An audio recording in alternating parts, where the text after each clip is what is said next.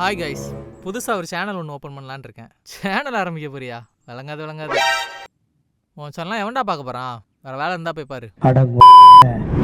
Travel lock போடக்கூடாது. அதுக்கு உன்கிட்ட காசு இருக்கா? இல்லை தான், ரொம்ப தூரம் ட்ராவல் பண்ணோம், உன்னால் முடியுமா? ஓஹோ, யோசிக்க வேண்டிய விஷயம். வீடியோ போட போறியாமே? ஆமாம், போட போகிறேன். உன் ஃபேஸ் காட்டியா வீடியோ போட போகிற? ஆமாம், ஃபேஸ் காட்டி தான் போட போகிறேன். எவனும் பார்க்க மாட்டான். எல்லாரும் பார்ப்பாங்க, எனக்கு நம்பிக்கை இருக்கு.